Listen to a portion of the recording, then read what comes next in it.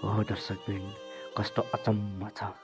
जहाँ श्रीमान श्रीमती दुई पाङ्लाको एक रथ हो भनेर भन्छन्, तर देवीमाथि भने यी कुराहरूको नियम पालना भइरहेको छैन। बिचरी देवीले आफ्नो श्रीमानको मरिहत्ते विश्वास गर्छन्, तर आकाशले भने जबरजस्ती दिवस पत्रमा सैन पनि गर्न लगाएर आज देवीलाई अन्त्य घरमा बसाउन लगाएका छन्। बिचरी यता सरिताको के हालत होला त? उनी त्यहाँबाट भाग्न त खोजेको थिए, तर पनि प्रीतिले समाएर फेरि पनि त्यही बन्द कोठामा लगेका छन्। हो दर्शकवृन्द, आज हामी त्यसै विषयको बारेमा थोरै चर्चा गर्नेछौँ। दर्शकवृन्द, यहाँ सम्पूर्णलाई धेरै धेरै स्वागत छ हाम्रो यस च्यानलमा।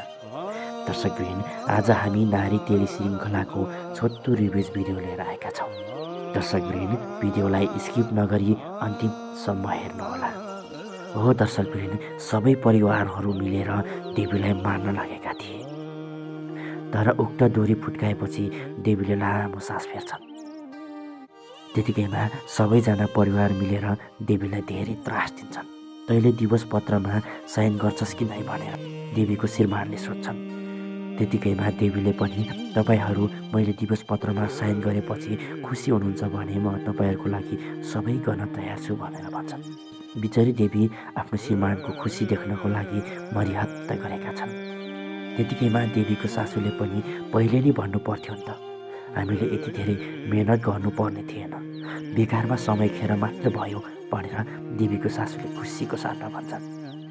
केही समयपछि जबरजस्ती देवीलाई दिवस पत्रमा शयन गर्न लगाउँछन्। यता सरिताको हालत भने उस्तै, दिन प्रतिदिन ग्राहकहरू आउने जाने। उनलाई एउटा मन्दिरको घण्टा जस्तो बनाइरहेको छ। दिनकै ग्राहक आउने र उनको शरीरमाथि खेलवाड गर्न खोज्ने। बिचरी गाउँको सोझी सरिता, उनी जसोतसो गरेर आफ्नो शरीरलाई त बचाउन सफल भएका छन्। यता आकृति र आकाश भेटघाट हुन्छ, उनीहरूको बिचमा निकै कुराकानी हुन्छ। त्यतिकैमा आकाशले पनि मैले सबै कुराहरू मिलाइसकेँ आकृति, अब तिमी छिट्टै हाम्रो घरमा भित्रिनुपर्छ है भनेर आकाशले भन्छन्।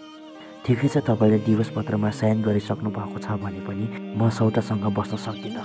उसलाई कहीँ अन्तै बस्नको लागि बन्दोबस्त मिलाउनुहोस्। मेरो घरमा सौटामाथि गएको भने थाहा पाउनुभयो भने नराम्रो हुन्छ। हो, तपाईँले पनि मलाई माया गर्नुहुन्छ र मैले पनि तपाईँलाई माया धेरै गर्छु। हामी दुवैजना एक अर्का बिचमा बाँच्न सक्दैनौँ, तर पनि घरमा सौटा हुँदा चाहिँ म अलि जान सक्दिनँ।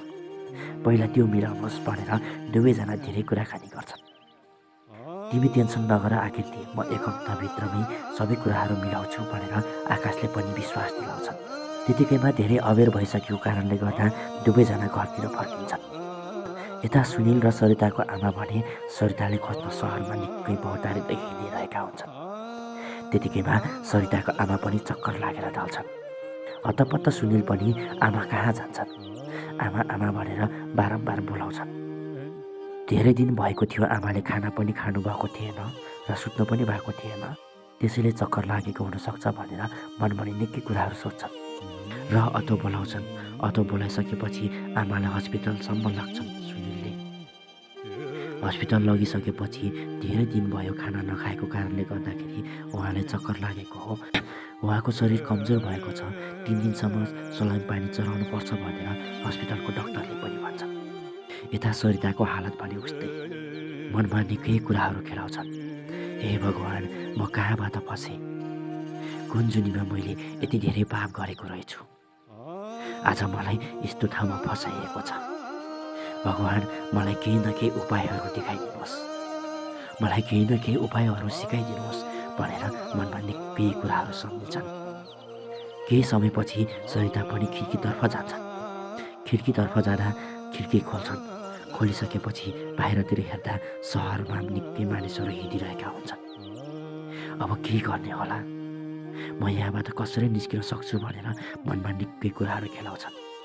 केही समयपछि एउटा कागजमा आफू पीडामा रहेको र जबरजस्ती यहाँ ल्याएको भनेर कागजमा सबै कुराहरू लेख्छन्। त्यतिकैमा सरिताको गाउँले दाई पनि देख्छन्। गाउँले दाई देखिसकेपछि उक्त चिठी भुइँमा फालिदिन्छन्।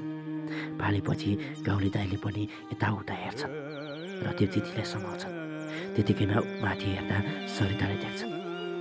बहिनी, तिमी कहाँबाट यहाँ आयो भनेर सोध्छन्। धेरै नबोल्नुहोस् दाई, बरु मलाई यहाँबाट जसरी भए पनि निकाल्नुहोस् भनेर सरिताले भन्छन्। त्यतिकैमा उक्त गाउँले दाइ पनि सरितालाई निकाल्नको लागि घरभित्र जान्छन्। घरभित्र गइसकेपछि 10,000 पैसा बुझाइसकेर उनी कोठातर्फ जान्छन्। धेरै कोठाहरूमा जान्छन्। उनले सरिताको कोठा नचिनेको कारणले गर्दाखेरि सबै कोठामा छिर्छन्। छिरिसकेपछि जसोतसो सरिता भएको कोठासम्म पुग्छन्। दाजु बहिनी बीच निकै कुराकानी हुन्छ। बहिनी तिमी यहाँ कसरी आयो भनेर उक्त दाइले सोध्छन् र सरिताले रुँदै रुँदै भन्छन्, केही छैन बहिनी, तिमीलाई कसरी निकाल्नुपर्छ मैले सोचेको छु। बरु कोही मान्छे नभएको बेला हामी निस्क्यौँ न बहिनी भनेर दाजु बहिनी त्यहाँबाट निस्किन्छन्। निस्किसकेपछि त्यहाँ काम गर्ने केटीहरूले पनि सरिताको दाजु बहिनी भागिरहेको देख्छन् र त्यहाँबाट सबै केटाहरू र पिर्ती पनि पछि पछि आइरहेका हुन्छन्। जसोतसो दाजु बहिनी भागिरहेका हुन्छन्, तर अफसोस सरिताको दाजु बहिनीलाई तिनीहरूले भेटाउँछन् र सरिताको दाइलाई निकै बेर कुट्छन् र सरिताले जबरजस्ती फेरि पनि त्यही बन्द कोठामा लाग्छन्। यता भने देवीले बाख्राले घाँस दिइरहेका हुन्छन्।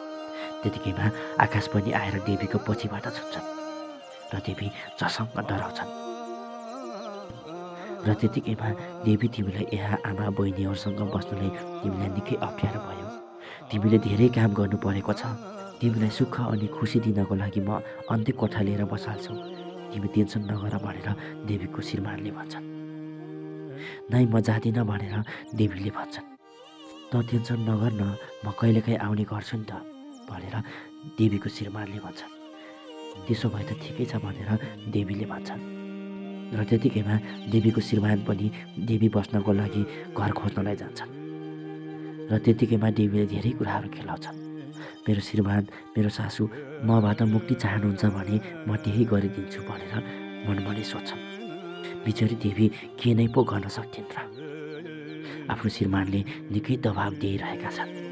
केही समयपछि देवीको श्रीमानले पनि एउटा सानो तहरो भेटाउँछन्।